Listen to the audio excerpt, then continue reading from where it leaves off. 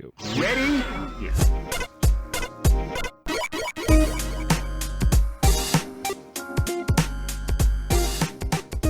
Hello and welcome to Rhythm and Pixels, a video game music podcast. This is episode 33-5, and we're your hosts. My name is Rob Nichols.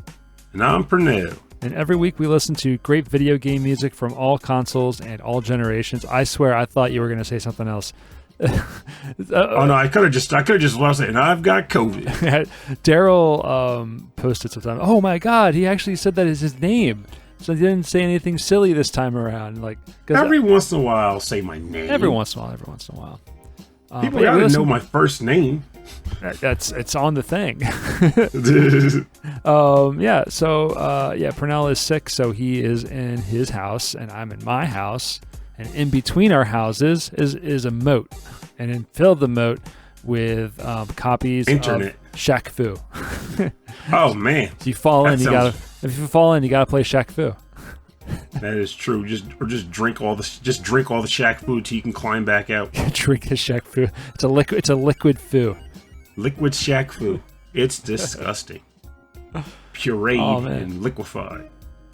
I want to thank everyone who hung out with us last week on our Patreon episode first before we get started. It was a really fun episode, and it's always cool when there's a lot of participation and people, handing in track suggestions and stuff like that. So it was a good time. So we really appreciate that. Thank you so much. I should also say that we have some changes to our t-shirts on our website that we didn't have to, but just to be safe, I took down a whole bunch of shirts already. So if you're looking for a shirt with a Falcom logo or a Konami logo, that kind of stuff, I took it all down because we've had some other things happen and I don't want that biting me in my butt. So that's taken down. So I apologize for that. If you want something special made done, you can email us and we can talk, just you and me.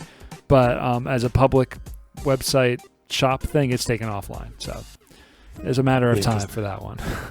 Yeah, it's unfortunate. Like, I get it, but at the same time, I don't get it too. So it's like, yeah, but it is what it is. But before we travel too far, I did make a promise in the Discord, and I should probably resolve that. Because apparently, despite the fact that on last week's episode, I even said, let's just play this track, and then we'll get to the last weekend's testimonial. I actually never got around to reading it. Oh, so that's too bad. Yeah, I'm surprised. However, maybe we'll resolve it now. Maybe we'll read it the next episode. Let's just do it next time. We're running out now. I'm kidding. No, just get myself. Don't kill him. Don't kill me. Don't kill me. So just for some quick context, last weekend submitted 2 tracks from the game TMNT, Teenage Mutant Ninja Turtles Shredder's Revenge, which recently came out on pretty much every console.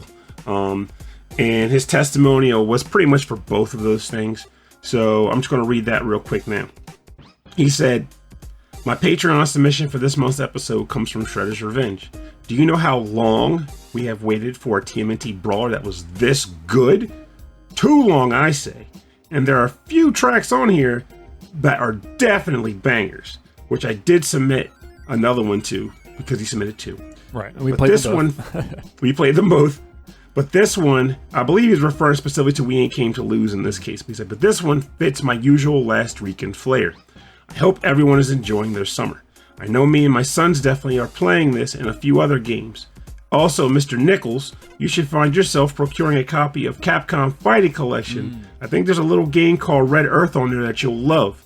Turtles Forever. I thought it only appropriate since you guys played a track from Wu-Tang Shaolin Style that we have another track from the one and only Ghostface Killer, that being the second track.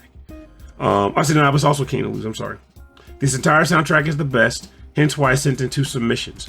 And we're glad he did because we chose them both. That's right. I did play from Wu-Tang Shaolin Style, the PlayStation 1 Wu-Tang Clan video game, which I still can't believe is a thing. That was ages ago. And for listeners, if you're curious about that, the soundtrack is incredible.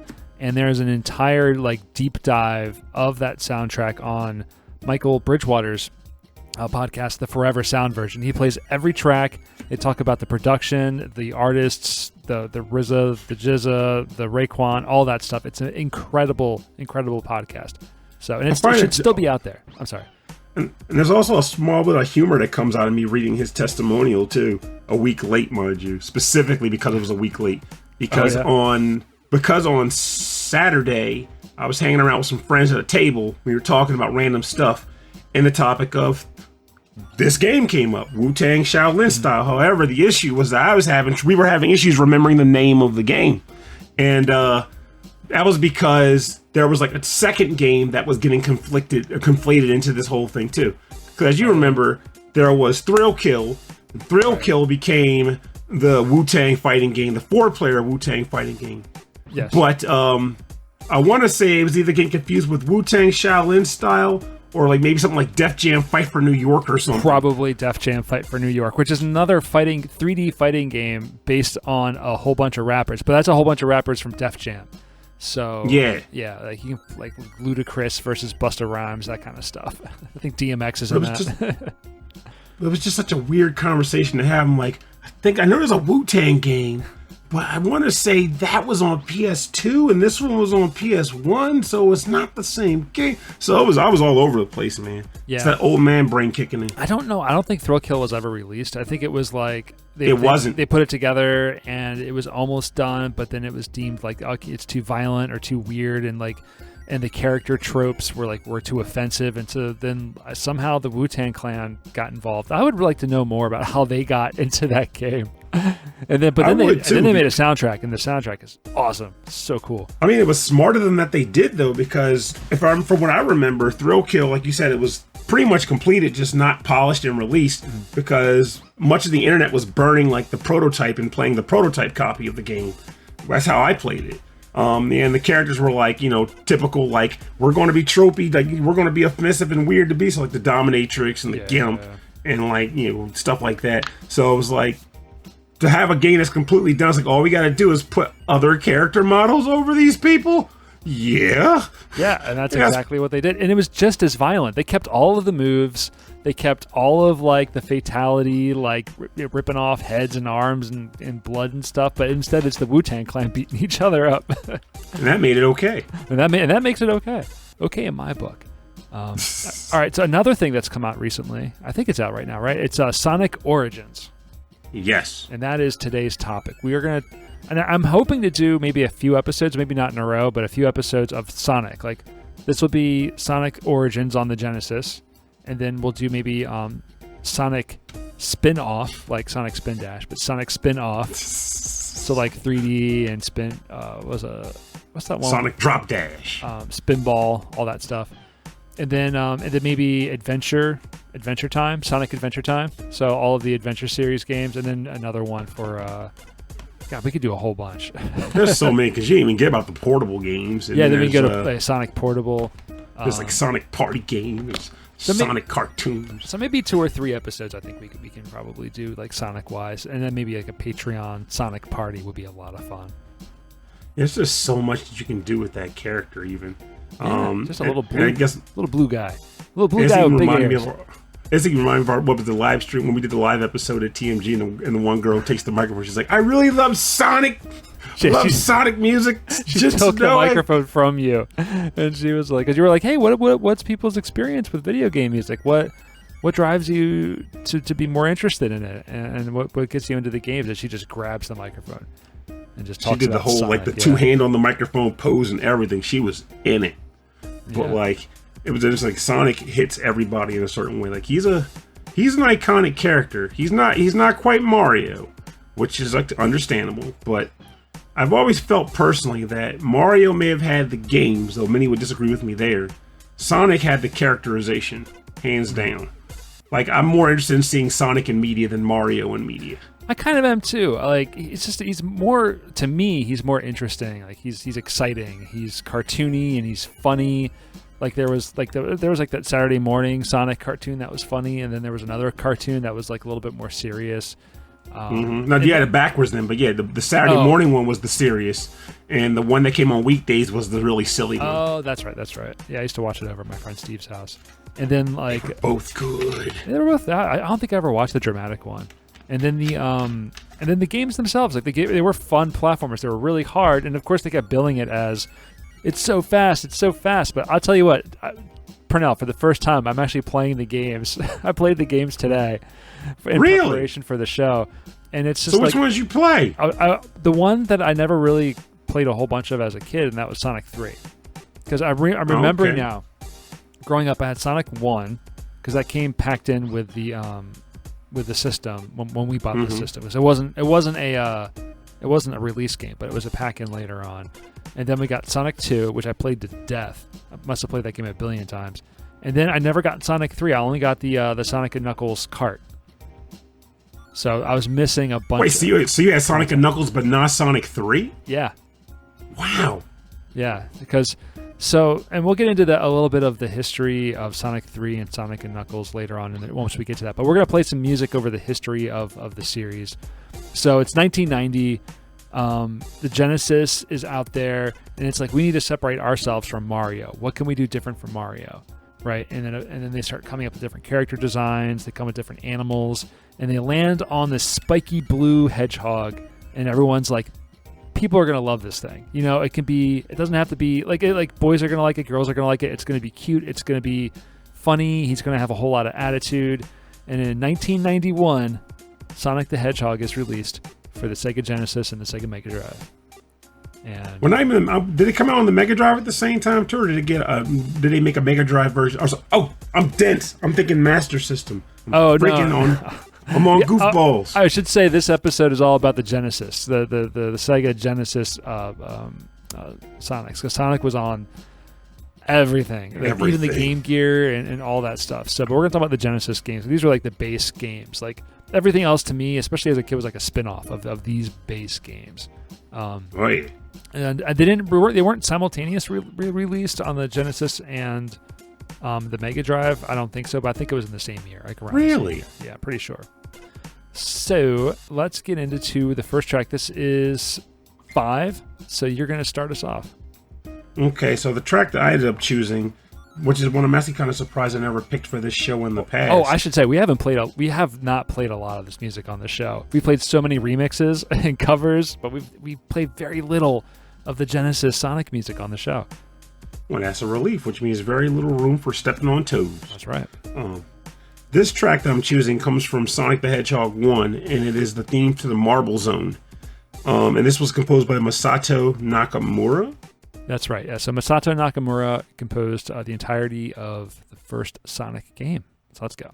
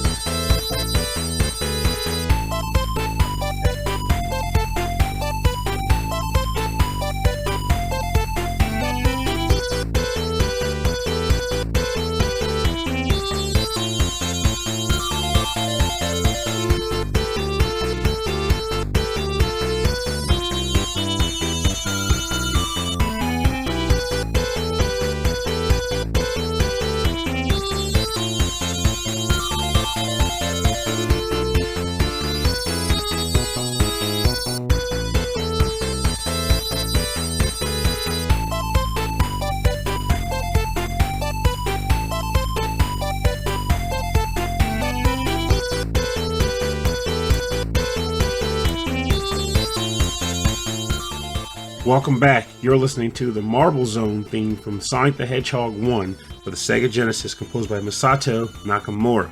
So, Sonic the Hedgehog 1, when that game came out, we had already had ourselves a Genesis, so it was kind of depressing to think we had to figure out how we would go about getting our hands on a copy of this newly released, hyped up game, because we wanted to become a part of the whole blast processing fad too. You know, all the ads showed Sonic hitting loop-de-loops and blasting at high speeds on straightaways. You wanted to experience that for yourself, but how do you get it when you're broke? Well, this was in the age of mail-in rebates.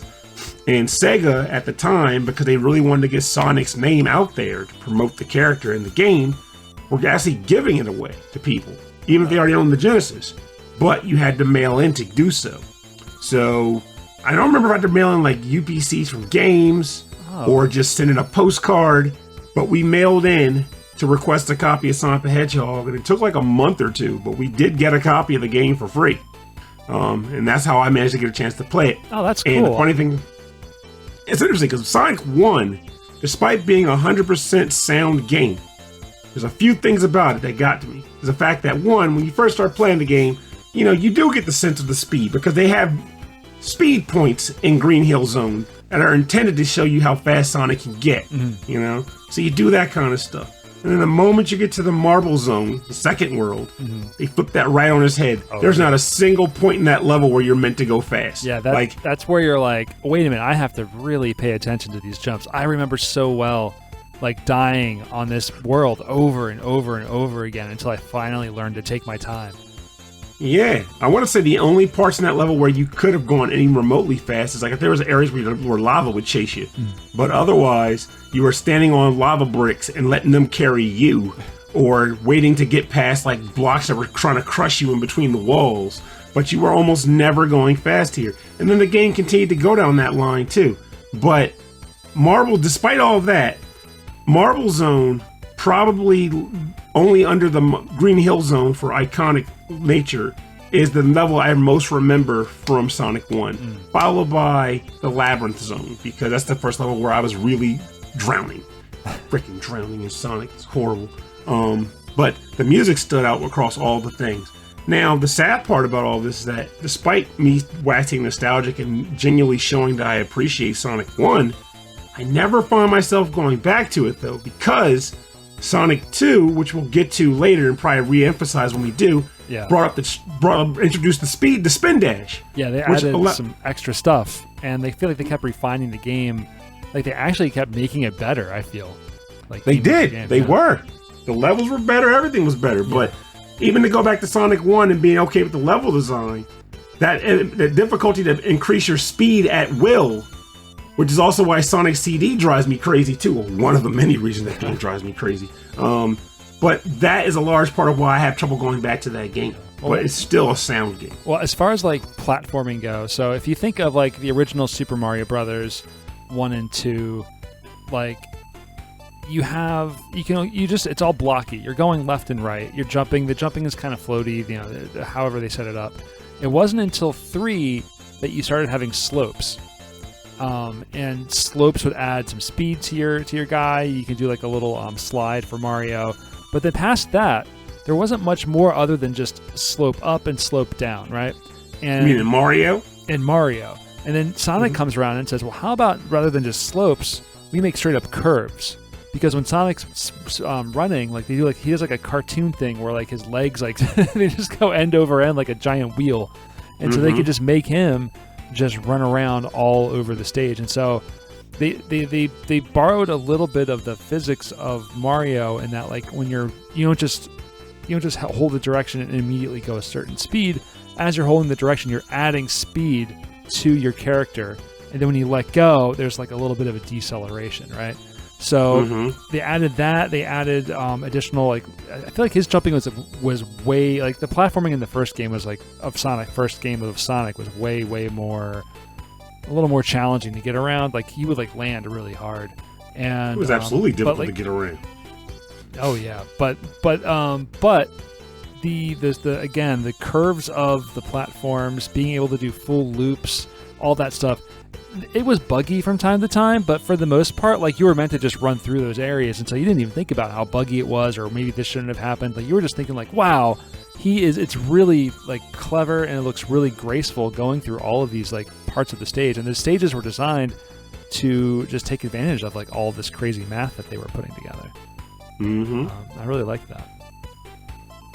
So also, we should say that the story of Sonic was very like straightforward. You know, it was like, and as a kid in the 90s, I loved it. It was all environmental. You know, like, it was all environmental cause. Dr. Robotnik or Eggman was coming out, capturing cute little animals and turning them into evil machines. And so when you bopped the machines, you weren't killing them, you were freeing the animals, and I loved that. I always really liked that.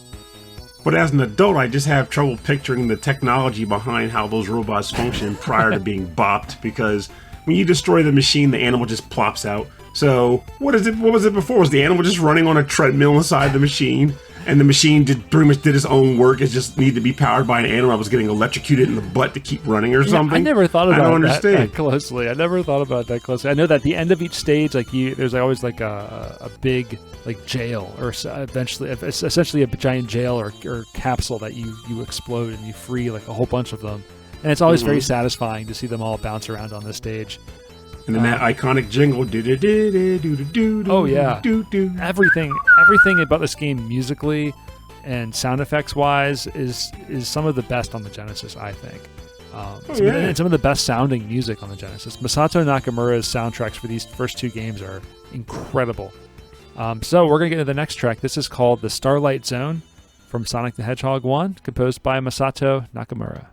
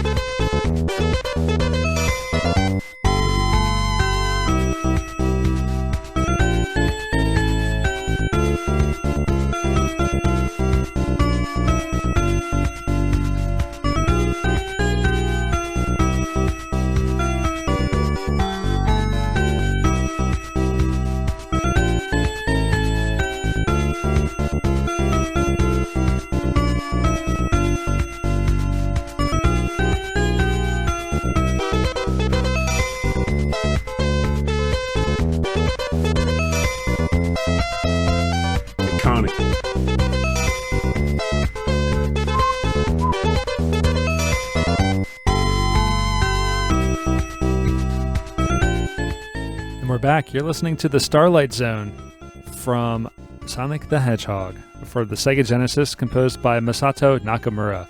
Man, this just makes me feel good, doesn't it? This whole song does. This and the last one too. Something about the music seems very lyrical. Like the melodies and the chords were written in a way that it wasn't just a keyboard playing the sounds. I feel like they had lyrics in mind for this music. You know, you could sing along to it. Like there just were no words written for it. It's just so much fun. And again, in this one, just like in the last track, before it loops over, there's always like a really interesting bridge. And I feel like it's kind of funky, and there's something about that funky bridge that is very Sonic the Hedgehog. And he does a whole lot more of that in the second game, and I feel like when other artists took the mantle for the third game, or third/fourth game, then they were sort of like imitating that as well. But I think at that point, Genesis kind of like the Sega of America had their own kind of sound, you know, like the Toe Jam and Earl. You had Dynamite Heady, you plugged in the Genesis, like you kind of, there's a sound in mind that was going to come from that thing. Yeah, it's interesting with this level too, because Sonic 1, Starlight Zone, when you read the manual, and it was like, here are the different levels of the game. Right. Starlight Zone was the one I probably most looked forward to getting to, because the name, for one, Starlight. And when you're actually playing it, it probably feels like Sonic 1's version of something like Speed Highway in Sonic Adventure. Basically like the highway stage of the game. Right. Yeah, it's like a nighttime in the city. The stage itself is actually a little bland. It's like kind of like a weird muted green on all of the platforms, but in the background's cool, but like there's not a lot of flashiness to it. Yeah, and there's a lot of slow points where you have to hit those spiky seesaws. Where it's like the spiked balls on the seesaw. Yeah, I do remember that. I do remember drove those me too. Nuts. Like I tell you, man. The seesaw ones, because you have to wait for them, you know, and you're like, oh, God, I don't want to wait. Momentum killers. Momentum killers. Yeah. So many of them. Oh my God. But hey, that's why many will agree Sonic 2 is when the series came into its own and became the iconic franchise that we know it as today. Yeah, so Sonic 1 was good, but it was no Sonic 2. Sonic 2 is fantastic. So this is only just a year later, we have Sonic the Hedgehog 2. They add a second character. Wait, it came out in 1 year later? 1 year later, this game was released. Wow. You get Tails, the little fox with double tails, which he was like or she was like an experiment of Dr. Robotnik's, right? No, it's hard to say. I feel like I remember reading that in the manual, but over the course of the series history, it was pretty much made to be just that he was a form of a fox. Okay. That just had a second tail, and other foxes made fun of him until Sonic befriended him. But yeah, so I do feel like I recall it being a matter of he got the second tail because of environmental poisoning brought on by Robotnik's experiments. That's what I remember, like you're saying. Yeah, that's and to me, like I feel like thematically, like that all tracks with like the environmental theme, like you're saving the animals, but you are also yourselves animals. Like maybe Sonic is super fast and is highly intelligent because he was also an experiment of Dr. Robotnik. Maybe he's fun fact. Is he? I recall, this is years ago, it could have been an Archie comic or it could have been like an Origins of Sonic comic that was put out as a promotional for the game. But I 100% remember a comic where Sonic was actually a brown hedgehog and he was not fast yet, but Robotnik actually had him as a lab animal and made him into Sonic by accident, like experimenting on him. Yeah, that makes sense to me, like the proto-hedgehog. Proto-hog.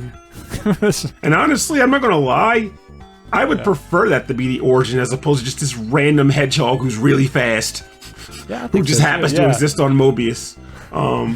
Because the other thing, the reason that would make more sense. Is that right? It's Mobius. Mobius. Because the other reason why that would make the most sense is when you look at the original game, Sonic was the only non-tiny cute animal in the franchise. It was only Sonic. Every other animal you came across was a tiny animal that you rescued, right? Yeah. And then Metal Sonic was built by Robotnik to be the counter to Sonic. Which means he probably already knew about Sonic because he created Sonic and Sonic escaped. So he wanted to make something to counter Sonic, which was Metal Sonic. And then that would also make sense for Tails. Right. Because, Tails was also... It's like a Mega Man situation, Yeah. Yeah, because Mega Man, for those who aren't familiar, Mega Man was created pretty much by Dr. Wily and Dr. Light together. Well, more so Rock was, but then once the whole need to have a hero came about, Dr. Light converted him into Mega Man. Because he wouldn't be taken over by Wally's technology. And weird stuff like that. And they're both blue. That's Mega Man right. and Sonic. So maybe there's more in common with Sonic and Mega Man. But fun fact, there's an Archie comic where they team up. Is there? I believe it. There was a ton of those comics. So many of those comics I've heard about, but I did not collect them. Again, we have Masato Nakamura is on the composition duties for this game, or at least he's the only one credited for the entire game. So it's very similar in style, but man, I love this style of music. And we'll talk more about like what, the new mechanics and like what we loved about these stages in this game after we play some music. So Pernell, what do you have? All right, so my next track is going to come from the next game in the series, Sonic the Hedgehog 2. This is the Aquatic Ruin Zone, also composed by Masato Nakamura.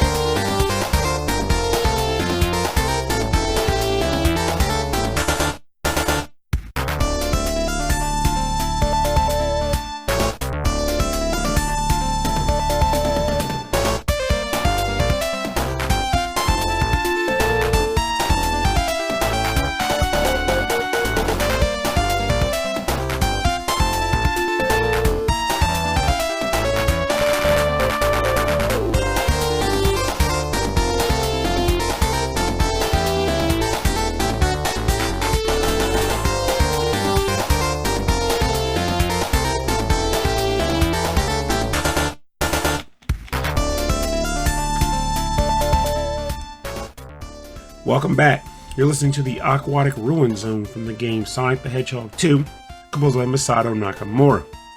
So, Sonic the Hedgehog 2 Aquatic Ruin Zone was pretty much, it wasn't the only, but it was the primary level for water in this game. Though despite that being the case, you didn't really have to deal with much water if you were lucky on this level. You could pretty much bypass most of the water sections because one of the cool add-ons to Sonic the Hedgehog 2, in my personal opinion, was the levels were more, I don't want to call them labyrinthine, but they had more options for alternative pathways that you could take if you like to explore or stay on the high ground and stuff like that. Yeah, which was one of the changes to Sonic 2. Yeah, I think like they realized people were like sort of like just going off on their own in the first game and like seeing what was in hidden corners of the world and getting off of like the ramps and stuff. And they were like, you know what, why don't we just have like two separate areas? So in the Aquatic Ruin Zone, like the top area is almost like this ancient Mayan like ruin area, and then below it is all water. And so you can get stuck in the water. You get stuck, but it's still it's like a whole second stage down there. Like I remember playing this game like multiple times, and then like choosing to go in the water or choosing to go above the water. You know, just different routes, just however I felt. Oh yeah. So like Sonic the Hedgehog 2 as a whole. Like, one thing I found funny about it when it came out was they were like, the new Sonic the Hedgehog, now Sonic's not alone. He's got a friend. His name is Tails. Yeah. And they're going to both go after Dr. Robotnik. But at least in the Sonic 2 game, Tails really didn't do much. Like, you couldn't control him. Like, Player 2 at the time, from my recollection, Player 2 could not control Tails in Sonic 2. Player 2 could control Tails. In the multiplayer or on Versus? No, in single player. Oh my god! Yeah, okay. Because I would play all the time. Me and my sister would take turns playing as the fox. Because I always wanted to play the whole game. We're gonna cut that part out! I always wanted to play the whole game. Well, the thing is that like, if you played as... It was still a single player experience. Whoever was Miles, they could get killed, they could get knocked off the screen, and they would just sort of like fly back on. So they couldn't die. Yeah. But the player, could they do the tap the button multiple times to make Tails fly as Player 2? I don't remember that one. Maybe.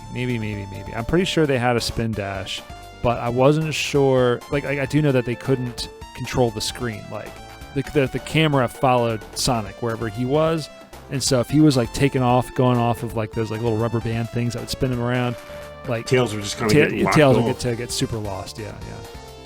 But then the one thing they did add that was cool to the game that I do remember for sure was they added racing stages. Yes. So, but in the case of this game, unlike the game we're going to talk about later, the levels you raced on were exact replicas of the levels from the main game, except they kind of put a barrier in the middle of the screen and they squanched it. Now, I believe they also removed some like enemy elements because they couldn't handle having it all on the screen to the memory. Yeah, I think they removed some enemy elements. The stages might have been condensed a little bit too, but it was definitely like a split screen like kind of race, which was in the end the music was unique to those stages. Mm-hmm. Which I did like playing the racing in that game, even though it was hard to do because again, some of the elements when you were like playing on like squash screen, it was hard to make them out. But you made do it the best you could because you understood that both players had the same affliction they were dealing with, so you just made it work. Yeah.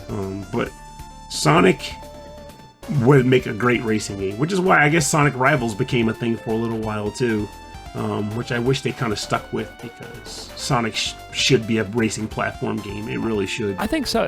Platform like side-scrolling, but racing. I think that would be a really good thing. So some other things they added to the game, they added the spin dash. So like if you lose your momentum or if you needed to run through something as like the little ball to break something, in the first game, you just had to like sort of like just run as fast as you could and then press the down arrow or the down on the D-pad to sort of roll through. Now you can just press the down arrow and the jump button at the same time to charge it up, and then you can just zip right through. And I think that was like one of the coolest mechanics. I remember really thinking that was really awesome. Oh yeah, and the fact that whenever you tried to do it, you could hear the like the rev up sound. Like I would just do it just to hear that. Yeah, I think it only revved up like 3 or 4 levels, but you can just keep hitting the button just to hear it go, and that was always really satisfying. So yeah, there were lots of new levels and new animations, and my next track, I'm gonna play the Mystic Cave. I picked a bunch of music thinking that we might overlap. So I'm gonna pick. But did we overlap? Did you have our Aquatic Ruins? Not yet. We haven't overlapped yet. So we're gonna play the Mystic Cave music from Sonic the Hedgehog 2, again composed by Masato Nakamura for the Sega Genesis.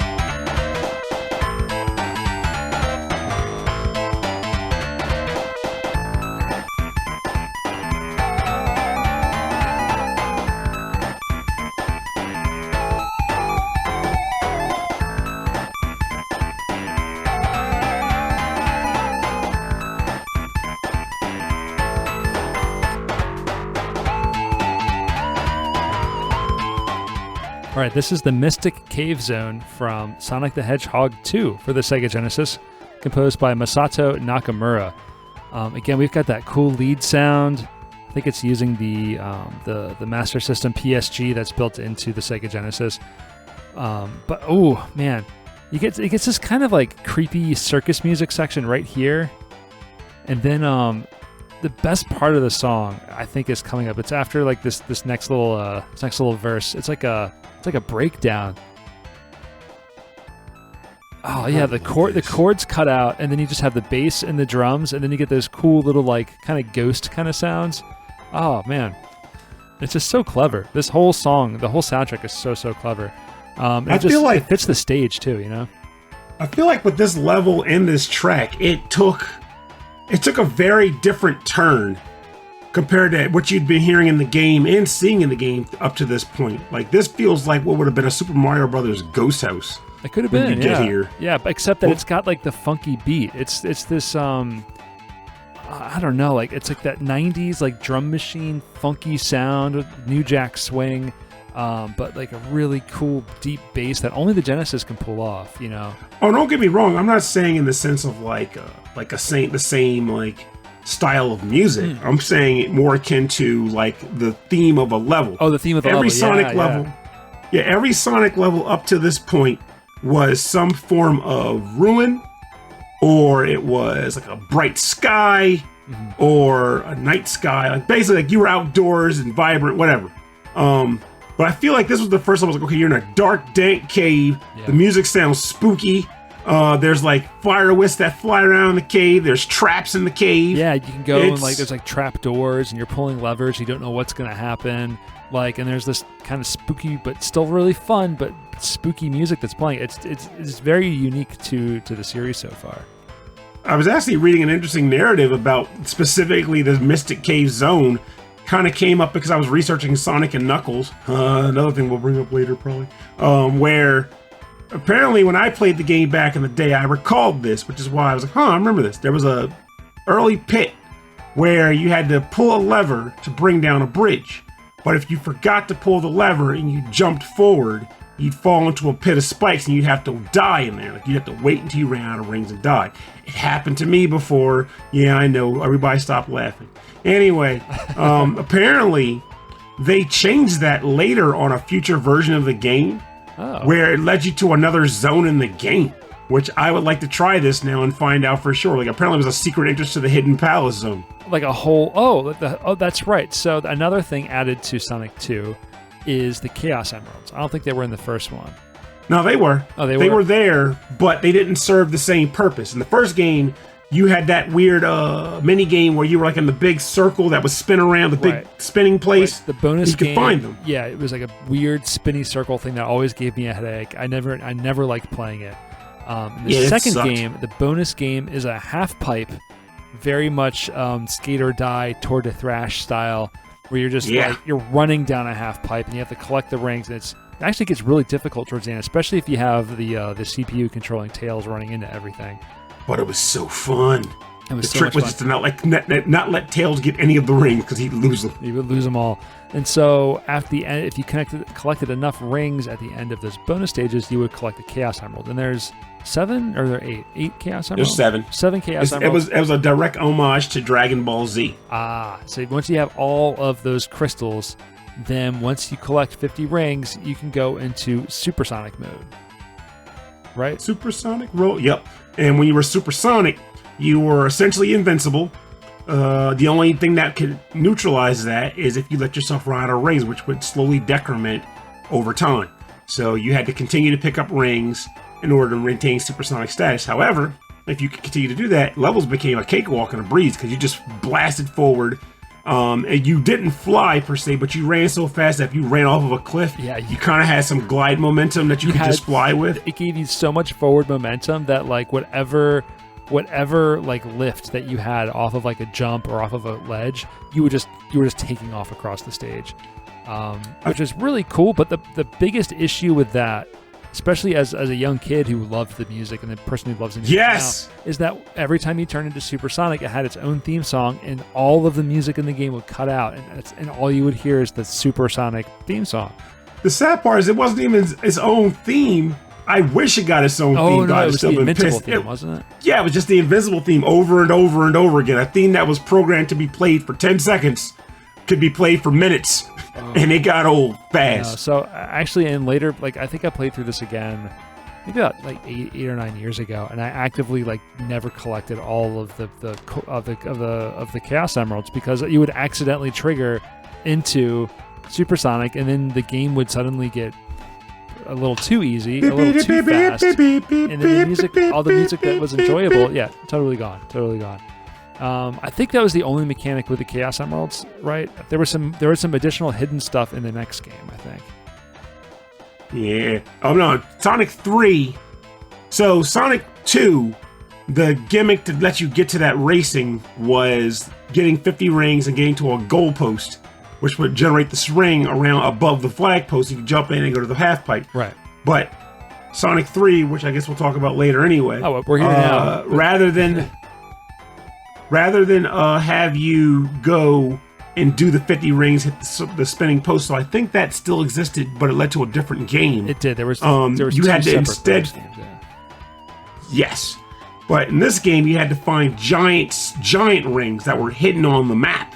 This was the beginning of both one of the coolest and the most annoying elements of the Sonic the Hedgehog franchise that they expand on over time. Which is that you have these games that are built around occasional moments of momentum in these like weird expansive worlds that you're trying to explore and find stuff in. But they want you to finish the levels quickly. But you're constantly trying to dig your head and figure out where giant rings are to get 7 emeralds in a level. And sometimes some of the levels, those things were a pain in the butt to locate. They were. Like, they made you work. Like Angel Island, easy. Hydrocity, fairly easy. After those 2, you're working. You're working for every one of them. And I both like looking for things in that game, and I also loathe it when I want to maintain my sense of speed. Like, I would actually play it back in the day, and my goal, if I were being serious, was to get all 7 Chaos Emeralds before the end of Hydrocity Zone. Because you could do it. It could be done. It absolutely could be done. So in Sonic 2, there was a whole lot of new like graphical like updates they were making to the game. Suddenly there were There was like a whole lot of like color cycling that they were able to do with like through the waterfall, so it looked like transparency with Sonic running through it. The 3D stage of the half pipe was like a really kind of fake like 3D that they were able to make on the Genesis using different kinds of sprites. It was really like the coding tricks that they did behind Sonic 2 were fascinating. And they took all of that and they carried it into Sonic the Hedgehog 3. Sonic the Hedgehog 3 was released in February of 1994 on its own, Sonic the Hedgehog 3. Now, they had intended for a much larger game with the new character Knuckles, the Echidna, is that how you say it? Echidna. Knuckles the Echidna. But he was only a non-playable character in Sonic 3 until October of 94, they released Sonic and Knuckles. And so because of budget, because of timing, they just weren't able to make it all into one game.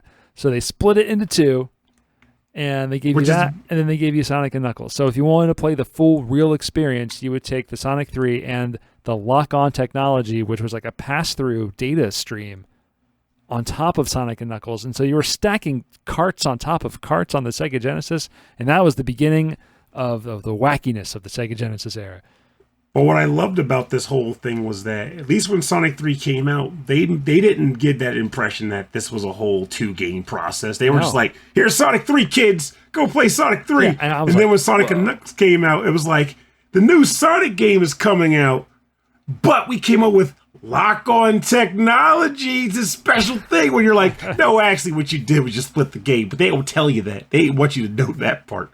Don't get me wrong, still a cool game. Yeah. Still a cool concept. I think that's what it was. I think like by the time like when I was younger and I finally had the money to buy it, I got Sonic and Knuckles knowing that it included most of the Sonic 3 game. So I was like, well, why would I go back and buy Sonic 3 if I already have Sonic and Knuckles? Not realizing that you're actually missing out like on a bunch of levels and music and a whole bunch of stuff. So it is 3 games, kind of 4 games. The idea that they would, I don't know, that it was cheaper for them to create a second cart with a whole different top of it that would, you can attach another cartridge on top of that cartridge just to do it is really, really fascinating. So now let's talk about some of the music here. There are a ton of composers, Japanese composers from Sega of Japan and composers from Sega of America on the soundtrack. Some of them are credited to the music, to specific songs. Some of them have not been. Some of them over the course of interviews, they'd say, I'm sure that was me on that stage. I'm positive that was me. And some others were like, I don't know. I know I worked on this. I don't know if it made it into the game or not. It's been 20 years, 30 years. Leave me alone. So what we can say is that we know we have Tatsuyuki Maeda, Tomonori Sawada, Sachio Ogawa, Masayuki Nagao, Masanori Hikichi, Miyoko Takaoka, and Jun Senoue from Sega of Japan. And then we have credited Brad Buxer, who was a longtime contributor to Michael Jackson and the co-writer of some songs like Stranger in Moscow, was credited on the soundtrack. Because as we know now, Michael Jackson did work on some of the music and then exited the game. And then Brad Buxer was, the collaborator, was then credited in the game. A lot of that music was not finished.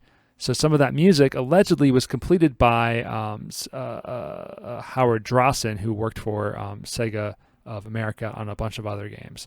And then we also have another person who worked with Michael Jackson named Scirocco Jones. I'm glad you covered all that because I couldn't remember the 3 people that worked with Michael Jackson at all. Yeah, so some of the music we know is Howard Drossin. Some of the music we know is Jun Senoue. Like the bonus round tracks are all Jun Senoue. And we know some from Howard Drossin. We know some from... We have some ideas on what was originally Michael Jackson like tunes. So it's just there's just some interesting history around the creation of this game and the music around this game. I mean, 1994, the Sega Genesis was killing it in America. Everyone wanted one. Everyone was playing it. Sega was just a huge force. So let's listen to some of the music from Sonic 3 and Sonic and Knuckles, or Sonic 3 and Knuckles. How are we going to call it? Sonic, Knuckles, and 3?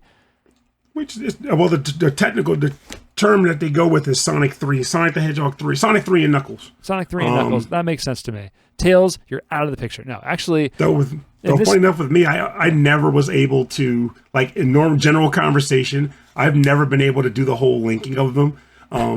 Doesn't hurt that I never actually got to play the whole Sonic 3 and Knuckles combo game. I've only ever played Sonic 3 and Sonic and Knuckles. So I just stuck with Sonic 3, and that's what. But yeah, the technical term is Sonic 3 and Knuckles when you link the carts together.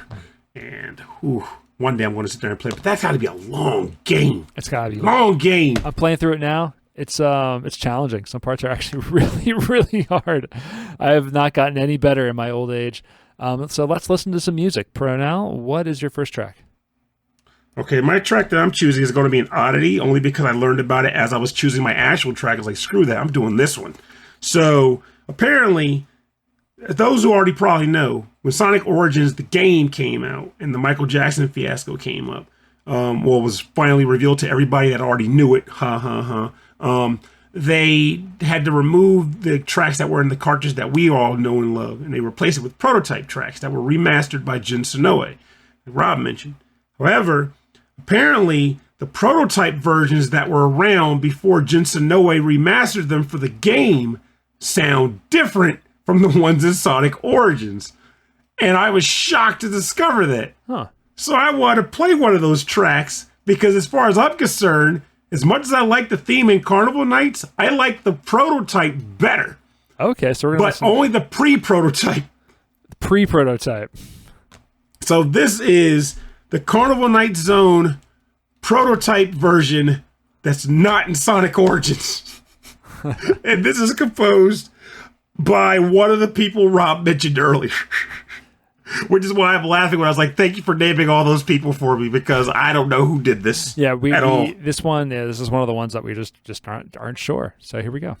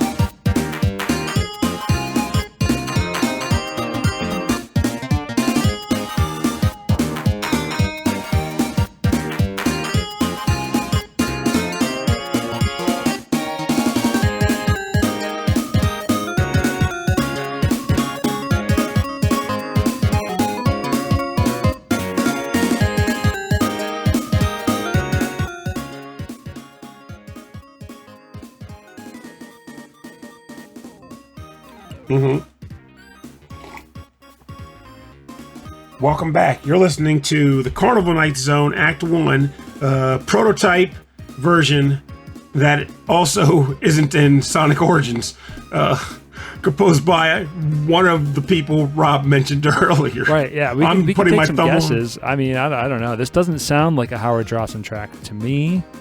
I almost want to guess it was Jun Senoue still, because I know he was a part of the original composer team, too. Yeah, so he was. I mean, but from what I understand, he only did the bonus round tracks. Wow. The bonus stage tracks. Wow. So this could be, I mean, it could be, it doesn't sound like Howard Drossin. It doesn't sound like a Michael Jackson kind of sound. It's just, there's something about that fast swing beat. It's very classic, like Masato Nakamura to me. But man, that opening where it kind of like, after it loops and it breaks down, that kind of, it sounds so cool. It's a really fun track. I feel like I said, I mentioned initially that and people should know this by now, I've always loved the Carnival Nights theme, despite hating the stupid stage, because as everybody and their grandma knows, that barrel can kiss everybody's butt. But despite my enjoyment of the original track, I feel like this track is more fitting for the zone itself. It's got vibrant life to it. Bounciness, which, as you know from Carnival Nights, is about popping balloons and hitting ramps and typical pinball flippers. It was a wild stage with lots of lights and flash and glare. This level could have used an actual carnival-y theme. Man, don't get me wrong, Carnival Night itself is also a carnival sound, but it's a funky carnival sound. It's more of the Sonic, the character cool, and not the carnival, the environment fun. It's like if Sonic himself was the ringmaster. Yeah, it does. You're right. It's like a Sonic-fied carnival sound. But so again, like I really feel like, again, just like in the past two games, the music was composed really specifically for the ambience and the level design and how everything is designed and looks in mind. So it's a very cohesive package. The one thing that got me confused though is that when I listened to this earlier today, because it really was that quick. Like, wait a minute, I gotta switch my track for this. It sounded like, how did it get from this to what ended up in Sonic Origins? Like, I know they were saying they were remastering it and stuff, but I feel weird about it. I mean, I'm sure there's a technical reason or some actual logistical reason for it, but the one in Sonic Origins, I've listened to it originally. I did not like that sound at all, but it's still at the core the same track. It's just missing elements. Well, I mean, so I've been thinking, like, like the tracks that were flipped around, because they finally this is a kind of an admission that Michael Jackson worked on the game in some capacity or in some collaboration. No, they did it. Him and his sound team made those tracks. Right. So that means that maybe the tracks that were that means that they're also saying that the tracks that were replaced in the game, that those tracks specifically, that he had a hand in. Him and his team had a hand in.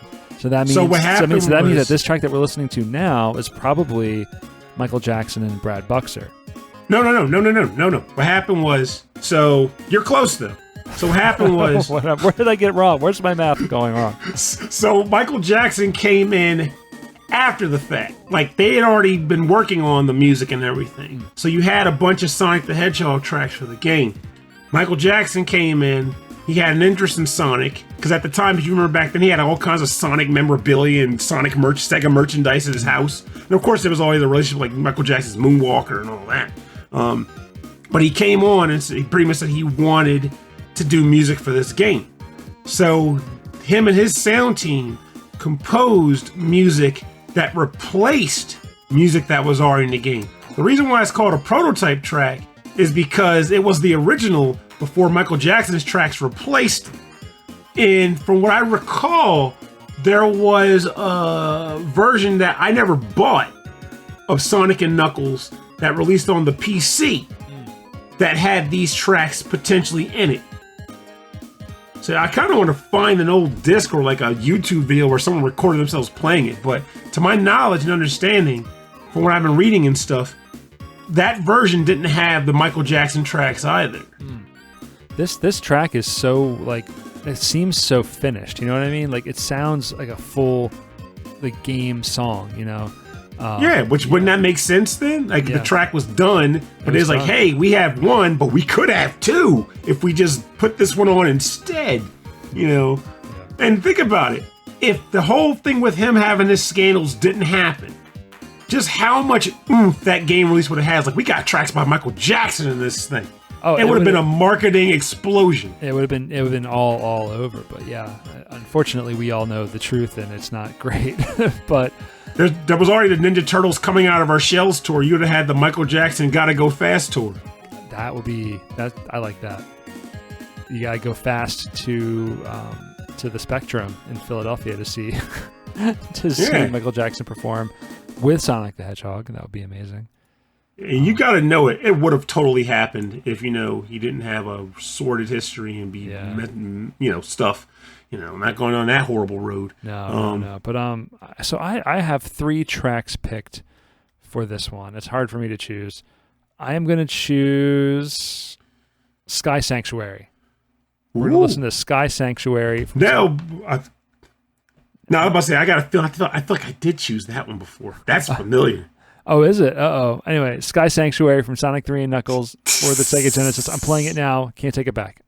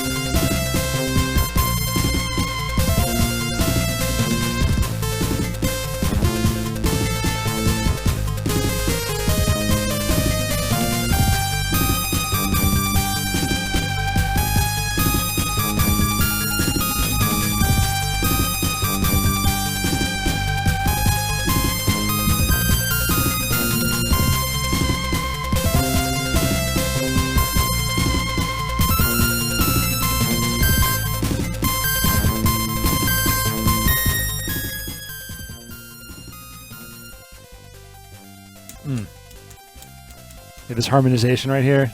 That's so cool. Mm-hmm. Ooh. I'm trying to remember. You can bring it up on the show, too, if you remember. We're rolling. Oh, crap. All that dirty talking. No. So, Sky Sanctuary. Wow, that was too much for the internet. That was... broke. The Sky Sanctuary level, that wasn't in Sonic 3 unless you had the lock-on tech running, right? Oh...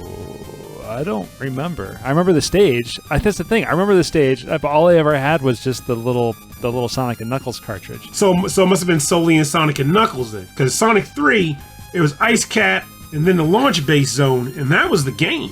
Aside from maybe like a Death Egg zone I'm forgetting about, but there was a Death Egg zone after launch base, but not Sky Sanctuary. But I do know that if you had the lock-on tech, there was a level that linked the two games. And it may well have been that.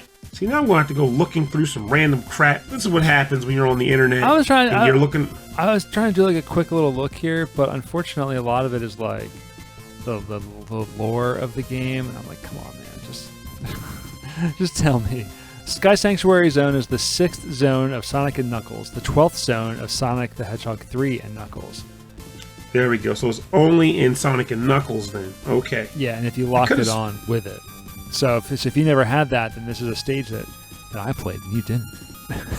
Dun dun dun. Because I only played Sonic and Knuckles through the Sega channel, and I didn't finish it because the game was really long. Yes. And I didn't feel like it. Well, that's the thing. So Sonic, one of the differences with Sonic 3 from the previous games is that you had a save feature. Sonic and Knuckles did not have that save feature, but Sonic 3 did. Some other really cool things they added to the series, like they just kept unlike other Mega Man games that got rid of his slide. This game they kept the spin dash, which was not like the slide, but it was a fun mechanic that you wanted to keep. Can you imagine people going, pure Sonic doesn't need a spin dash? Yeah, exactly. It was always awesome once they added it. So they kept that in there. They added different shields. So in Sonic 2, you had a shield that kind of gave you an extra little hit point of damage. In this one, you had different shields that were electric that would give you a double jump, and it could kind of magnify rings towards you. You had a fire shield that you could you press jump in the air again, and he kind of shoots forward, which is helpful and not helpful at the same time. There was a bubble shield so that you could breathe underwater better, and you can also bounce on the ground. That was my favorite shield, along with the lightning. The lightning one was so helpful, because why wouldn't you want to double jump in this game? It's so useful. Well, with the double jump, plus it pulled rings to you. But the downside to it, just like the fire shields, if you entered the water, they'd burn off. Oh, that's right. Yeah, and the what happened? I was playing, and the bubble one. I ran into a spike, and it just popped the bubble, and I was like, oh, that's great. Everything's really thematic in this game. This music sounds like more classic style, like Sonic music to me. A little less on the funky side. It's got more of this military style drums kind of in the background. I'm kind of sad they got rid of most of those shields though throughout the franchise. After Sonic and Knuckles, they did have a few elements. I feel like I recall seeing the occasional shield that reminisces of the lightning shield in some of the future games. But the fire shield never came back. The bubble shield definitely never came back. It was just the old basic shield from Sonic 1 and 2, along with the occasional one that could draw in rings. So so Sonic 3, we still had bonus stages. So if you were to collect a certain amount of rings around each checkpoint, little stars would fly above it, and you can jump in, and you got kind of a version of the original Sonic bonus stage, where the stage kind of spinning around. There's another one which I saw today, which I couldn't figure out, where you're kind of in these little gravity spheres, and you're jumping from gravity sphere to gravity sphere. It didn't make a whole lot of sense to me. And then if you find the giant rings, you would jump into the giant ring, and it was a giant 3-dimensional sphere that you're running around trying to collect blue dots without running into red dots. And it would just speed up and speed up and speed up and speed up and speed up until you either got them all or you failed. And then at the end of each one of those stages, if you completed it, you receive the Chaos Emerald. You collect 7 of those, and again, you get Supersonic. Now, I didn't know this until I was reading about it today. Did you know about the Super Emeralds? Yes, but you can only get those if you had the Link cartridges, because you basically get the 7 emeralds in Sonic 3 and the 7 emeralds in the Sonic and Knuckles have. Mm-hmm. And then that would allow you to become Hypersonic, Hyper Hypersonic, Hyper Tails, and something Knuckles. They had Knuckles. One of them had a unique name. Oh, really? I thought it was just Hyper Knuckles. That's what I read. And maybe it was different, from Japan to America. But I never knew about that. Because supposedly the Sonic version had he was white, and he had flickies flying around him or something. But it was Hypersonic, Hyper Tails, and Hyper Knuckles. Yeah, and he was pretty much, all of them are pretty much overpowered in the game. So now in Sonic 3, you could play as Sonic primary character. You could play as Tails as a primary character, or you can play as Knuckles as the primary character. Tails had kind of a floaty jump where she can kind of fly around. Knuckles can climb on the walls. Because first time I played Sonic 3, I immediately went with Tails exclusively, because it was the first game where you could control Tails. Mm-hmm. Solely control Tails. Yeah. Caught it. The main character. But you could also use his flight to get around and explore the environments and stuff. The downside, of course, was that Tails was slower both in flight and on the ground. So your times weren't as good. But it was just fun to be able to say, I don't like this, but I'm going to fly over it. Or I'm going to see if I can fly up and see if there's anything up in this area of the level. So it was good for exploration. I was so excited about about Knuckles being able to climb on the walls, because that felt like that kind of broke the game a little bit. And because, it did on the Sonic 2. Yeah, and so because the Sonic and Knuckles cartridge you can add cartridges on top of it, it meant that you could play as Knuckles in the original Sonic the Hedgehog and the original Sonic the Hedgehog 2. so you can go back and play those original stages as Knuckles and climb on the walls and see what was hidden and how far up the stage goes. And I had a lot of fun just playing around with those games. It's less about beating it and more about just exploring it and just seeing what you could do in it. It was a lot of fun. Oh yeah, like it's an interesting thing. Like I have these mental dialogues in my head. This might be something I should have saved to the end of the episode, but I don't know. And this is organic conversation, baby. We're flowing. The sentiment where people are like, "What do you prefer, like classic Mario or classic Sonic?" And in some respects, it's almost an unfair thing because even though they were designed to be direct competitors with each other, I feel like their games are also extremely different. So, to me, the big thing that Sonic was lacking at the time compared to Mario was the power-up system. Now, you might say, well, Pernell, what about the elemental shields? Well, yeah, that was the step in the direction I was hoping for Sonic, but they were not Mario's power-ups. Like, I love the whole get a box, get a firefly. Now I'm Fire Mario. Now I'm Raccoon Mario, But with that said, the sense of exploration that you got in Sonic, Mario could not touch that, even though there was exploration in some of the Mario games, finding like secret exits and stuff. You didn't really get the full depth of that until World came out. Prior to that, the closest you had was Mario 3, and exploring those levels, you didn't find nearly the cool level of secrets you found in Sonic, in my opinion. Yeah. There was occasional things like finding a vine and stuff, yeah, but just the breadth of exploration. So I felt like, though I preferred playing Mario games because of the power-ups mechanic and using those, I love the big world exploration that you got out of Sonic. Just like looking around trying to find the giant ring exits and getting all the Chaos Emeralds, because that was a thing that carried over across all the levels, something Mario didn't really have. Mario, you had power-ups you can get from the Toad Houses, but they didn't. It was just like a thing. Sonic's Chaos Emeralds linked every stage together. Yeah. Now there was some like in Super Mario World on the SNES. There was a lot of like hidden stuff in that game, though, wasn't there? Like a lot of exploration and hidden stages and worlds. Yeah, but the thing about it is, like, I find it's a weird dynamic to compare at this point, but I always do it, which is that the Genesis was the first system that came out before the Super Nintendo. It was the first 16-bit. Well, I guess the second. No, it was the first, because TurboGrafx was like a pseudo 16-bit system. So Genesis was the first 16-bit system to hit the market. EB's gonna be like, Pernell, you're full of crap, and I accept that, EB. I love you, buddy. So it came out. Sonic 1 came out before the Super Nintendo came out in America, right? So we had Sonic comparing it to like Mario 3 at the time, because Mario 3 came out in 1990. And Sonic at the time wasn't the Sonic I came to really love, as we talked about earlier in the episode. Mario World can technically be compared to Sonic 3, and it should be. But for me, in my head, I always have this mental argument about what I preferred between Mario 3 and Mario World. And since I always had the love about the power-ups and everything, I always end up doubling back to 3 over World. It's just a bad habit I've got. Now, if I didn't do that, I would have made the connection and say, well, Mario World is a whole world. So, of course, they're linked. You have a closer personal connection to Mario 3 than to Mario World. That makes a lot of sense. But yeah, because I feel like I have that too, just because I didn't grow up with a Super Nintendo, so I never really got a chance to play more of Mario World and to really explore it outside of like playing it at a friend's house as Luigi or something like that. But to me, Sonic 3 felt like the later era Sega Genesis game. Like, now the Sega Genesis was discontinued in 97, so there was still like another 3 years after this game was released of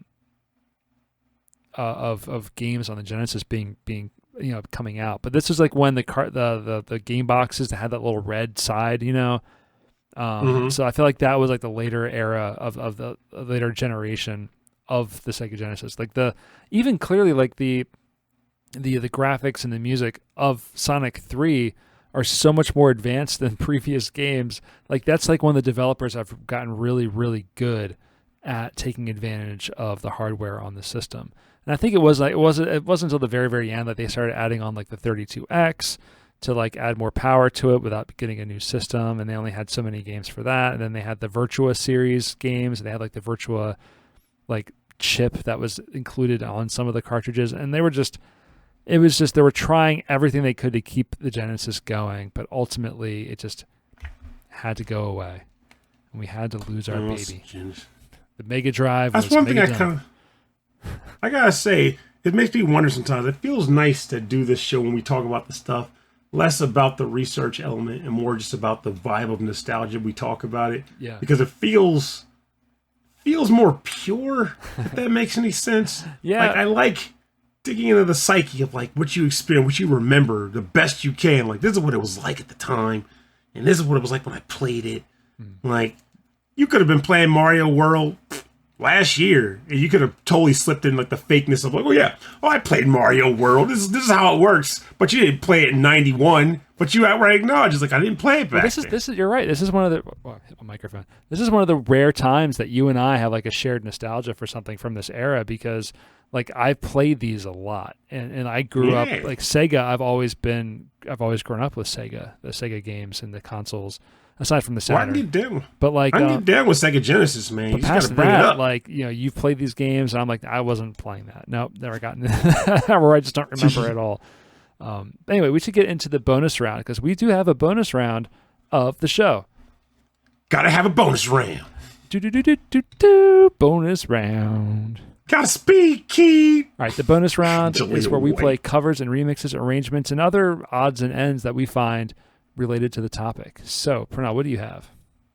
All right, so I did end up finding a cover, but it is from Sonic and Knuckles, so I kind of ran the trifecta, the quadrectra. I made that word up. Anyway, so this is a cover of the Doomsday Zone from the game Sonic and Knuckles. This is covered by a person I believe I brought on the show a little ways back before, called RichaadEB.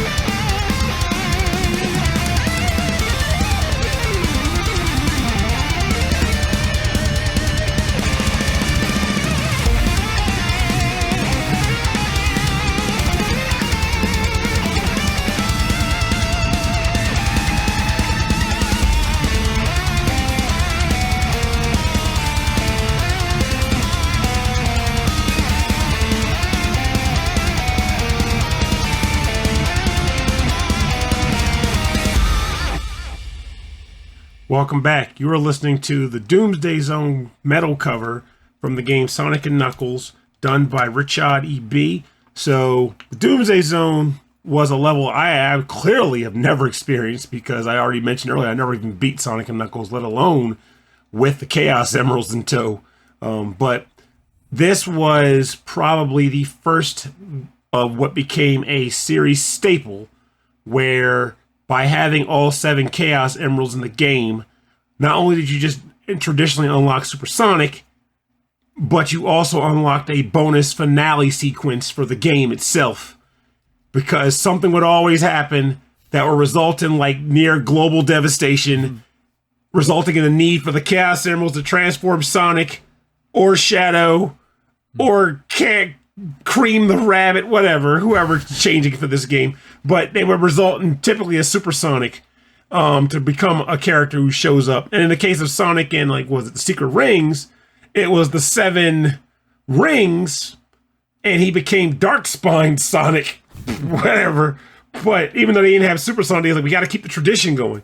But again, it just resulted in like a new transformation of Sonic, or the Super Sonic transformation, and a final boss battle that he had to fight as Super Sonic. And they usually changed the mechanics a bit to accommodate that, usually involving him maintaining his rings and dashing into Robotnik or whatever giant evil forces existent in the game at the time, like the Bio Lizard or Chaos or whatever. But in this particular game, it was you chasing Dr. Robotnik to retrieve the Master Emerald that he stole, essentially. And I would like to see this someday, but I've been thinking about it. Like, would I want to sit down and play through all Sonic 3 and Knuckles, or do I want to knock out Kid Chameleon again first? Both of which are going to take me like 2 to 4 friggin' hours to play through. And I feel like right now I'm still kind of in the mindset of like, I want to do Kid Chameleon, and then I'll come back to that. Now, I'd like to do it someday. Are you going to play on an emulator with save states, or are you just going to go kick it old school? It depends, because I want to whatever I do, I'm going to record it. So whatever is the easiest thing for me to hook up to my SB60 plus laptop. If it ends up being an emulator, so be it. But if I do use an emulator, I won't use a save state for this game. It's Sonic. I can just blast through stages, and you get so many extra lives anyway. I'm not going to run out. Well, I mean, not necessarily using save states to make the game easier, but using save states to maybe finish the game another day. Oh, good idea. And I could potentially do that. And if I did video recordings, I could just like part 1 and then part 2 and just like mesh them together. Yeah, exactly. Where it's like, you know what, this game's so long, I'm not going to finish it today, or I'm going to go grab dinner. I'll do it tomorrow. I think that's a quality of life, hack that you can give to yourself. So I picked music I picked the remastered and rearranged music for Sonic Origins. Some music that was removed from the game, and then maybe some prototype music that was taken from the original game that was then remastered again by Jun Senoue. So I'm going to pick Act 2 from Launch Base Zone from Sonic Origins. So this is Sonic 3 and Knuckles, Launch Base Zone Act 2. But this is the rearranged, remastered prototype version by Jun Senoue.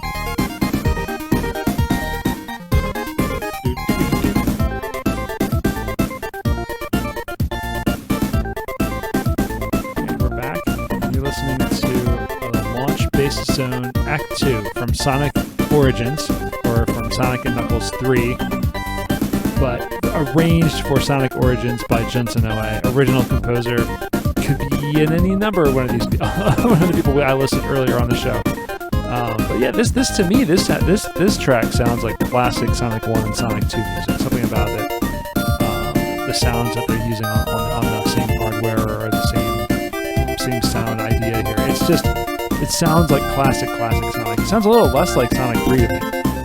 Actually, I was about to make a comment about this. I'm glad you brought it up. So, one thing that came to mind for me when I started hearing these prototype tracks initially was I was able to put some dots together, and it made a little more sense of some other tracks that people rarely bring up on this game.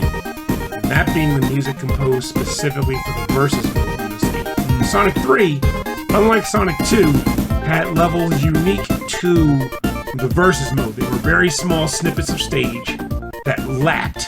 So it was like, okay, 3 laps around, Azure Lake zone, and that level had its own theme. I forgot they had laps. Like in Sonic 2, the race was just one to start to finish.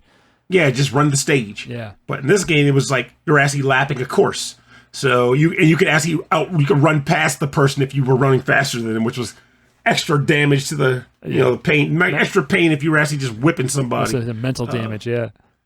Actually, that might be something we could play at the end of the episode, one of those tracks. But like, Yep. I used to love Balloon Park, which I think I picked on the show a ways back. But then there's Azure Lake, there was Chrome Gadget, and there was like a desert level whose name I'm not remembering right now.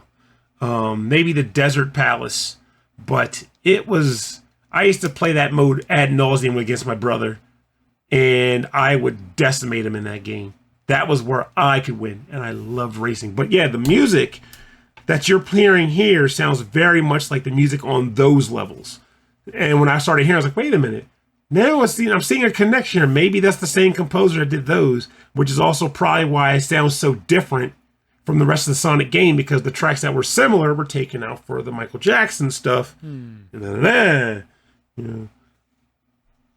So yeah, so it's all coming together a little bit, but we still can't put names to sounds and tracks. It's all. Oh, we could, but we're having too much fun right now. We're not going through all that. Well, for more information on the bonus round, you can go to rhythmandpixels.com, where we'll have links to the artists.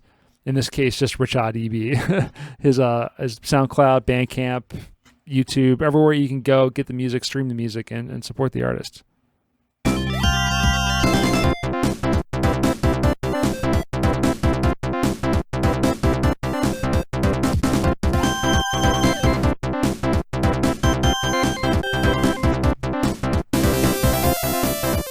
Thanks for joining us on episode 33-5, Act 1 of Rhythm and Pixels. This is our Sonic Origins episode. This is some good music. If you're going to have an episode themed around any Sonic game, that's something you can bank on, is good music to come along with for the ride. I agree. So. Yeah, it's this era of Sonic music that I connect with. And I just don't connect with the new stuff. I like the new stuff. I don't have that same nostalgia hit or that same feeling around it. And I love the sound of this music so much. So much. The sound of it and the way it's arranged and composed, to me, it's perfect. This to me is Sonic the Hedgehog. Oh yeah, like I get down with all of it. Every drop of drink. Like it's a fun time. Like every drop of blood from that blue hedgehog. That's right. Why do you think I run so fast? But no, that's right. That's how I get the runs. I got it backwards. That's bad. But no, it's I like old Sonic and new Sonic. That's why, like, when Generations was a thing, and people were like choosing halves, I'm like, why? I'm happy with the whole package. Sega should just keep releasing this over and over again, just with new levels, and I'd be a fan for life. Just give me modern and classic Sonic and narratives that don't make any sense, running on stages that are modeled to be slightly different from each other, on a 2D and 3D plane, also with music reflective of their generations, and I'm in. Good. But, people. Sega not knowing how to stick with a product that works. Well, I mean, the fan base spans generations as well. For me, talking about my generation, my Sonic generations, like this is free, but like there's a whole generation of people who are younger than us who grew up with adventure, and people younger than us further who grew up with I don't know what the later ones are called.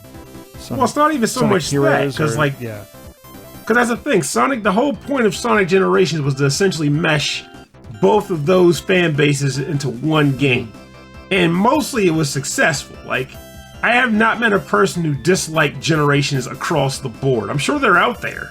Probably people who don't like the whole silly Sonic narrative bit. But, I love the game. The problem was, it was like, okay, people were like, this is a great Sonic game. Give us more of this, Sega. And they're like, okay, here's Sonic Lost World.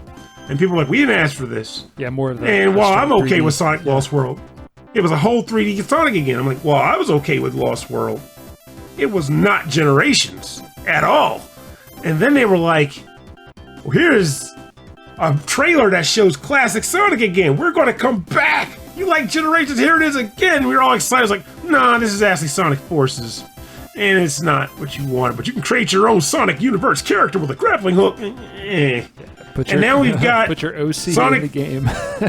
You put your OC in the game, and now we've got Sonic Frontiers, which led to a fair bit of hope when the trailer came out. And then people started posting videos they were able to play at conferences, and now you got cats being like, oh god, what are we about to get?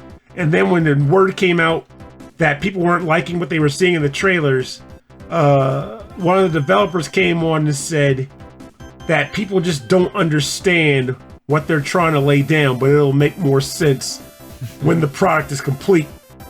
And then like a couple weeks after I saw that, I watched a guy playing the game during one of his his sit down allowances to play the game, and he was describing, he's like, this game is terrible. Like he was just like railing on it. And I'm like, oh god, that's some oof right there. Yeah. And they're still planning to release the game this year, so who knows? But every single time this happens and the Sonic cycle rears its head again, I just find myself thinking, Sonic Generations worked. Just do that again. And then you got Sonic Mania in there too, which definitely worked. People lost their stuff over Sonic Mania and still talk about it. A fan game that became an official game. You know, it was perfect. It was perfect. Like, you take Generations or Mania and make games all around that, and they would make money. There would be no controversy. Though I get they want to innovate, and innovation's good. You also know when people want to actually buy and play too, just give a little bit of both. I don't know. Do something though. Give a little bit of Sonic to your fans. There's a lot of there's just a lot of generations of fans, and they're all expecting something maybe a little bit different. But I can promise you this: none of them are expecting Frontiers. Is it a turn-based strategy game? Then I'm not playing. No, they've already done that though. They've already done that. Oh, I'm just joking. They've done that already. The Dark Brotherhood. I have it over there for the DS. The Dark Brotherhood. Yeah, Sonic the Hedgehog. I might have the name slightly wrong. I can always get the casing confirmed, but it was like Sonic the Hedgehog and the Dark Sonic and versus the Dark Brotherhood or something. This is why I stopped playing Sonic games. I'm telling you, man. Like, this is like this cute little colorful world, and you're saving animals, and it's environmental friendly. And now it's like Sonic in the Dark World. Shadow the Hedgehog. He's got like a gun. Like, I don't get any of this. And a motorcycle. It's just, I don't know. Because he's not fast enough to run. He needs to drive, too. I'm not connecting with it. I never did, and I don't think I'm going to. So, and now there's so much content, there's no way I'm ever going to like catch up and play those other games. You know, I just play specific ones that are recommended. Like, I'd recommend Sonic Advance 3. Which is or maybe Sonic Advance 1. Yeah. Yeah, they're side scrollers. Yeah. Sonic Advance games are great. Sonic Rush 1. Oh man, that'll be a whole episode of the advanced games of Sonic. Yeah. But anyway, if you would like to write in and tell us your favorite Sonic game, the best way to do that is over email. rhythmandpixels@hotmail.com. You like that segue? That was a good segue. Oh, gotta love a good segue. Powerful. Powerful segue. And for a full track listing from this episode, from all of our episodes, and access to all of our episodes, go to the website. www.rhythmandpixels.com. And we also, there's no subdomain there too. You can just type in rhythmandpixels.com. But if you like don't you dare be a purist. If you like it, you can do it. Yeah, you gotta hit that W button a few times, and then you get that. Feels good. The World Wide Web. At the top of the webpage, there's a link to our Discord server. You can click that and join the Discord. Join the chat, the discussion about the podcast, about the music. There's lots of cool people in there. A lot of other podcasters also in the Discord there as well. You can meet with them. That's really cool. We have a YouTube station, a YouTube radio station that's 24/7, 8-bit and 16-bit classics and deep cuts. YouTube.com/rhythmandpixels. And if you want to support the show, the best thing you can do is to tell people about it, share the show with your friends, or you can go to Patreon, patreon.com/rhythmandpixels. And as a member there of all levels, you get access to a monthly live stream of us recording the show once a month. And you also get cool stuff like there's prequel episodes, there's exclusive content, there's stickers and mugs and t-shirts, all this cool stuff that you can get right there on our Patreon. And at the end of every episode, we like to thank all of our Patreon members who are at the highest levels. So we want to first thank Brooke and Frankly Zappa, both of you. Thank you so much for supporting our show. It means so much to us. Seeing your names drives us to just keep making more and producing better shows for you guys. So thank you very much. And the rest of you. You hear that? Nah, it's not true. Everybody. We love you all. All of you. So we want to thank the number one. Number one. Kristen, GameFan44, thank you. Mike Myers, thanks again. Thank you very much. The Turionator, Ulf Person, Fashion 8060, Alex Messenger from AVGM Journey, another great video game music podcast, Andreas Milberg, Brian Pitt, Cameron Werma, Carlos Kung Fu Carlito from the Heroes 3 podcast, which we're going to have back on the show fairly soon, Chris Steenerson, Chris Weisner, aka Musashi219. The wise guy. Get well soon, friend. Yeah, get well soon, Chris. Did you call him wise guy when you saw him? Absolutely. To me, that's his name on and off the podcast. He is now the wise guy. I love that. Thank you, Christopher Senstrom, Chuck Kowalski, Davey Cakes, David Taylor, Enchilada Riggle, Harold Howard, Triple Jeff, Justin Schneider from XVGM Radio, another fantastic video game music podcast, Keith Shusterman, Martyrus, host of the Re-VGM podcast, a podcast devoted to only covers and remixes and arrangements of VGM. Thank you, Dr. Michael Bridgewater, who's got an amazing new demo scene track for the Commodore 64 out. Check him out on Twitch, mebree64. I want to thank Rage Cage, host of the VG Emporium podcast. I want to thank Reinhard Selkova, Sleepy S'more, Steve Miller, Taco, Ed Wilson from the VG Embassy, and Zach Thornbach. Thank you all very much for your continued support of our show. All of the money goes into just essentially keeping the lights on, keeping the files hosted, new equipment, us traveling to conventions to meet people in person and to present the show in person, and to just all of the work that goes into the show. There's a lot of work that we put into it. So thank you very much. Well, I don't know what I was about to say there. Just the idea, how many episodes we've done. We've done a lot of shows. I believe this is numbered episode 327. It's wild, right? That's a lot. Yeah, that doesn't count the bonus round episodes and any other little offshoot episodes that we've done. Let's count the. We've been doing Rhythm and Pixels for a fifth of my life. Yeah, it's been what, 7 years? This is our 7th year, I think. Yeah. It's been 1 week. It's been 7 years since we did this show. So yeah, doing it weekly. Doing a weekly show is a lot of work. So, but we love it, and we'll just, even if we didn't have the support of the Patreon members, we would continue to do it. We would be doing it with tin cans and an old, Toshiba laptop from 1999. We would still be doing it. A ukulele made out of a soup box and some rubber bands. Yeah, we couldn't play back any music, so Pernell had to learn how to play the ukulele so he could I think I remember how the song went. What was that song? Well, that could either be that's either the Sky Sanctuary Zone or the Mario Brothers theme. It's all noise. We can't tell. So we may have a guest next week. I'm not sure if Pernell's going to be up for it, or if our guest is going to be up for it. But it's going to be fun, and maybe we'll do another Sonic topic soon. If not next week, then another time soon. So thank you everybody for listening. My name is Rob Nichols. And I'm Pernell. Have a great week. And remember, I'm usurping this one specifically because I want to push the Summer Games Challenge again. It's underway. I've officially beaten my second game. I am on fire. It's the first time I beat that game.